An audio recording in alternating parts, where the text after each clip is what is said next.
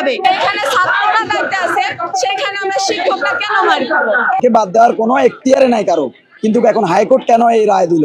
ছাত্র সমাজের কাছে আমার প্রশ্ন, যারা এখন রাষ্ট্রীয় পদমর্যাদায় আছেন, আপনারা ক্ষমতায় থাকতে আপনাদের এই জুলাই বিপ্লবী বোন এবং ভাইরা কেন রাস্তায় মার খাবে? কেন তাদের উপর পুলিশ ভাইরা হাত দিবে? কেন তাদের গায়ে হাত দিবে? কেন তাদেরকে টেনে হিচড়ে রাস্তার এপাশ থেকে ওপাশে নেওয়া হবে? আমার পায়ের হাঁটু ছুলে গেছে ভাই। আমি টিয়ার সেলের ধোঁয়ার কারণে আমি 30 মিনিটের মতো চোখ মেলতে পারি নাই। আমার মুখ পুরো পুড়ে গেছে। আমি তৎক্ষণাৎ আমি হসপিটালে যাই, ট্রিটমেন্ট নিই। আজকে আবার অধিকার আদায়ের জন্য চলে আসছি এখানে। এভাবেই অসুস্থ হব, আবার রুখে দাঁড়াবো, পড়ে যাব, আবার উঠে দাঁড়াবো।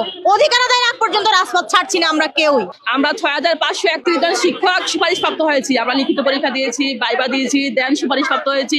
24-এ বিপ্লবী যুদ্ধের আগে কিন্তু আমাদের সব কমপ্লিট হয়ে গেছে।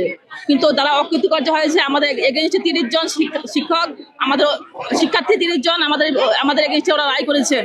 সেই রায় পর 7টা শুনানি হয়। আমরা ধৈর্যের সাথে তীর্থের কাকের মতো অপেক্ষা ছিলাম, আমাদের সুষ্ঠু একটা সমাধান হবে।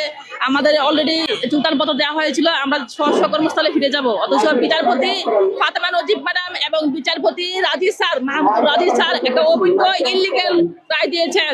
এই রায় আমরা মানি না। উনি রায় দিয়েছেন এই সম্পূর্ণ 6531 জন শিক্ষকের নিয়োগপত্র বাতিল করা হলো। এই রায় আমরা মানি না। তাহলে যদি বাতিল করা হয়, প্রথম ধাপ, দ্বিতীয় ধাপ, তৃতীয় ধাপ, 3টা ধাপে পরীক্ষা হয়েছিল। প্রথম ধাপ চাকরি করে আমরা কেন রাজপথে? দ্বিতীয় ধাপ চাকরি করে আমরা কেন রাজপথে? এই বৈষম্য আমরা মানি না, মানবো না। মানে আমাদেরকে বাদ দেওয়ার তো কোনো ওয়েই নাই। সচিব স্যার বলছে, ডিজি স্যার বলছে, চাই কিছু হোক, আপনাদেরকে বাদ দেওয়ার কোনো এখতিয়ারে নাই কারো, কিন্তু এখন হাইকোর্ট কেন এই রায় দিল? আমরা কেন মানে এই 6531 জন কেন বাদ হবো? এই জিনিসটা আমরা বুঝতেছি না। এই দাবি নিয়ে আমরা আসলে এখানে আজকে প্রায় 1 সপ্তাহ ধরে আমরা এখানে, আমাদেরকে কেউ কোনো মানে আমাদের সুরাহা করতেছে না। যেই বৈষম্যের জন্য আমরা জুলাই বিপ্লবে অংশগ্রহণ করলাম, যেই বৈষম্য দূর করার জন্য আমাদের হাজার হাজার ভাইয়েরা প্রাণ দিল, যেই ছাত্রদেরকে শিক্ষকরা গড়ে তোলে, সেইখানে যদি এইভাবে শিক্ষকরা রাস্তায় দাঁড়িয়ে লাঞ্ছিত হয়, এই জাতির কাছে কিছু বলার নাই। জাতির কাছে একটাই বলতে চাই, যেই শিক্ষকের হাত ধরে দেশ গঠন হয়, ছাত্র গঠন হয়, সেইখানে আমরা লাঞ্ছিত। আমরা আজকে সমাজের কাছে মুখ দেখাতে পারতেছি না, আমার পরিবারের কাছে মুখ দেখাতে পারছি না। আমি পূর্বে একটা চাকরি করতাম, আমি আমার সেই চাকরিটা ছেড়ে আসছি এই চাকরিতে যোগদানের আশায়। আমি আমার জীবনের নিশ্চয়তা চাই, আমার যে মান সম্মান হানি হয়েছে সেটা ফেরত চাই, আমি আমার চাকরি চাই। আমাদের একটাই দাবি।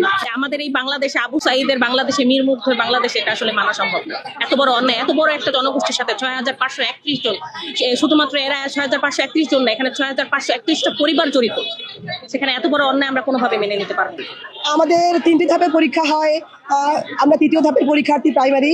আমাদের 2টি ধাপ অলরেডি যোগদান করেছেন। আমরা 3য় ধাপ যোগদানপত্র পাওয়ার একদিন আগে আমাদের